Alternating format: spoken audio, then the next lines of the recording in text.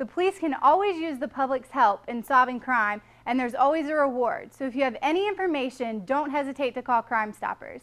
See, the Checkers and Zach have a deal. If they do something, he's got to do something. We're actually in a really nice part of Rowan County. The properties are nice, the lawns are mowed, but then you come to this.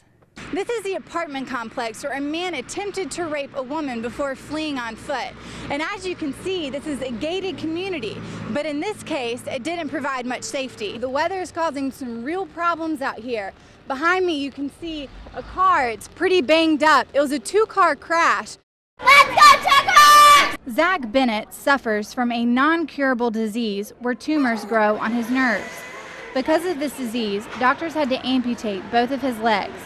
But his disability doesn't get in the way of his love for hockey, especially the Checkers. Because I like seeing them fight each other. Well, last year, the team was up in Albany, where Zach is from. But this season, they've moved down south. In December of 2010, the Checkers brought Zach and his family down to visit. I thought it was just to kind of reunite with the team and everything, and that was it. And then when we went back home, you know, we get a phone call. They turn around and they said, we're going to start phase 2 of this. Phase 2 was about moving the Bennetts to Charlotte, not only so Zach could be closer to his team, but also so Zach could be closer to the doctors that specialized in his disability. The Bennetts had been looking for a house, but hadn't found one or been able to sell theirs in Albany. But tonight, the team handed over the keys to a free, handicap-accessible home. Amazing. It was perfect. Back on the ice, Zach and the Checkers motivate each other. See, the Checkers and Zach have a deal. If they do something, he's got to do something. It's where I think when the game, I have to practice on my stump. And if they lose, I don't practice. I have a day off. And Zach's attitude towards his disabilities has an impact on the team. He motivates our guys to go out there and bust their butts for 60 minutes on the ice.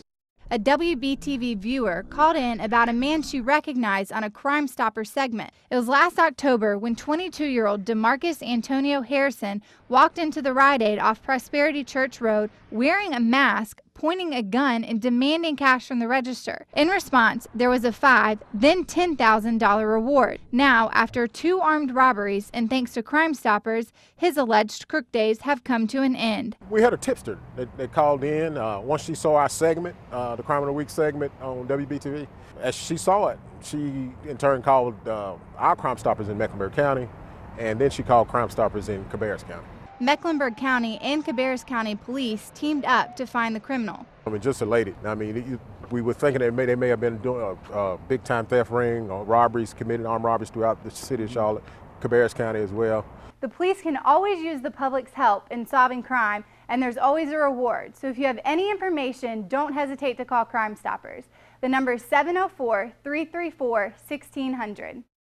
Out on bond, a Salisbury couple is back in business at their pet store. Cops arrested David and Angela Lohr Wednesday night for alleged child and animal abuse. David Lohr didn't have much to say about it. I believe was I going to call the cops? The charges are in connection with the Lohr's home, not pet store. A neighbor says the conditions at the Lohr's house have been awful for years. She says there was trash, she rarely saw the kids, and the Lohr's dogs were so hungry they dug up her plants trying to eat the bulbs. We're actually in a really nice part of Rowan County. The properties are nice, the lawns are mowed, but then you come to this. Authorities say not only did the couple's 4 children, ages 7 to 16, live in this filth, they had never been enrolled in school. The children were taken by DSS. But one loyal customer says the kids are happy and their pets aren't abused. Dogs was not abused. The dogs were actually pretty plump. But as long as a couple is facing animal abuse charges, Violet Minor isn't so sure they should be back in business. If it was me,